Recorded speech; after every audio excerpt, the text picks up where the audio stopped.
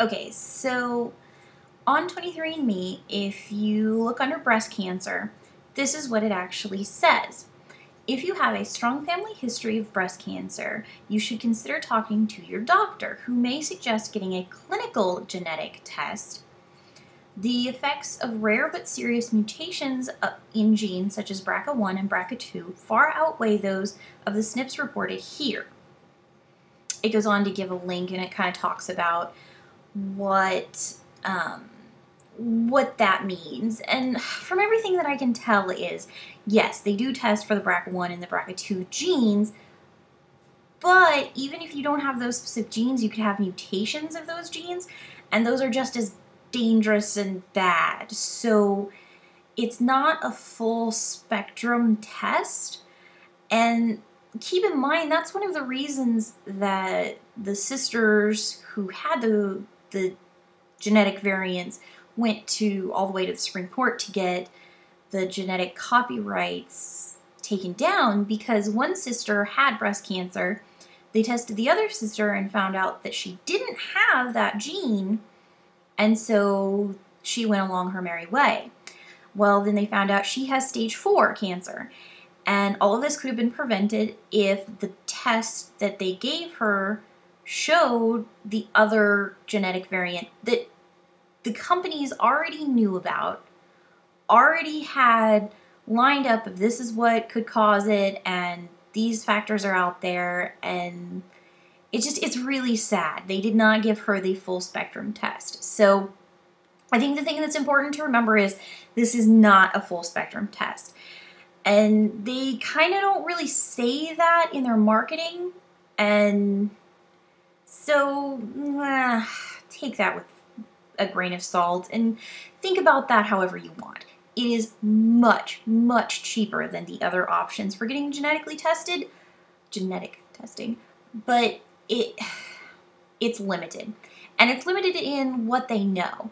It said that I was negative for the sun sneezer gene, which I may be negative for the gene they test for, but if I walk out on a sunny day, I sneeze and sneeze and sneeze. So I'm still related to the sun sneezer family, but I have a different gene variant than what they test for. So, they're testing for like 200 gene variances out of however many thousand billion, however it is.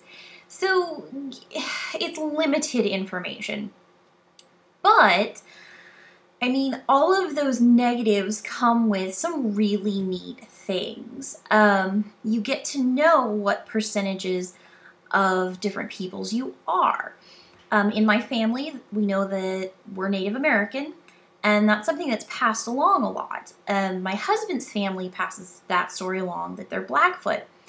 Well, through genetic testing, we have found out that, yes, my side of the story is true. I do have a lot of Native American blood. Well, not a lot, but I have some. And my husband doesn't. The stories that have been in his family forever aren't true. He does not have any Native American blood. And, I mean, there's nothing wrong with that, but it's just really interesting to hear that, to be able to see, hey, this is my lineage. This is what I'm made up of. This is the soup that makes me me. So that's really cool. And I guess I can show you a picture of that. The other cool thing is it will show you how much Neanderthal you are. My husband is primate positive influence, which means his arms are longer than he is tall.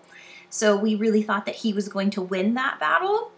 And we were wrong. I actually am just like a 1/8% more Neanderthal than he is. And I mean, these are teeny tiny little percents, so that's how you measure it. So yeah, I'm actually 3% Neanderthal, which is pretty funny. It says a lot of things that maybe you may already know. I have an increased risk for Alzheimer's disease. This is no surprise to me. My grandmother had Alzheimer's very, very bad. In fact, it was so bad that when I was a child, she thought I was such a cute little baby that she fed me a whole bottle of candy. Yeah, it was aspirin. They had to take me to the hospital and get my stomach pumped. Not so good. So yeah, I know Alzheimer's is something that runs in my family. I take that with a grain of salt. However, for my husband, there is a huge risk. I think it was like a 97% risk that he would have a severe reaction to a type of antibiotic. And it's not an antibiotic that's sold in the United States, but we happen to travel quite a bit. So there is a good possibility that we could be somewhere like Europe and they would want to give him fluoxetine or whatever it is. And now I know to make sure when we're out of the country that I ask what kind of antibiotics he might be receiving if we're ever in that situation. And that alone, I think, is really one of the things that makes it worth doing this test. There are some other things. We found out that he has a really high risk of gout. And I have a slightly less but still elevated risk for gout. There are lots of things they test for. Genes they see if you have, and if you have them, it fits you into that category. A lot of people online said that it took them a long time to search through all of the things and figure out what it meant. Really, there's just not that much information. And keep in mind, I love information. I could go through piles of it, enjoy myself, and all that. But it's pretty simple. Yes, you qualify for being higher level of this, or no, you don't qualify for having levels of that. So it's a really good reference, but it's not a good basis for making a decision. It's kind of like advice your aunt would give you. It's something that sits in the back of your head, but it's not really what you use to make a decision on your health. It's important because there are things like I have a very low risk of diabetes, which is awesome. And, I've had my blood sugar tested before. I am great. I don't have to worry about that so much. I still choose to eat very healthy, but it's not something that I need to be stressed out about as much. And so if you're a warrior, I think it is a good thing to look into and realize there are some things that just aren't as dire as you maybe once would have thought. So yeah, 23andme, I think that if there is something genetically you are specifically worried about, it's a good voice, but it's not the deciding factor. And we don't know enough about genes for it to be the deciding factor because, go back to breast cancer, it is still not completely understood.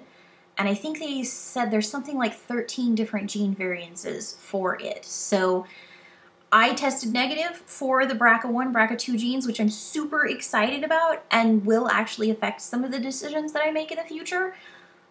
But I still know I have a very strong family history of it, of breast cancer. So I'm going to still keep up with my health, and I'm still going to make the decisions that are right for me, but I'm not going to be as stressed or worried about it.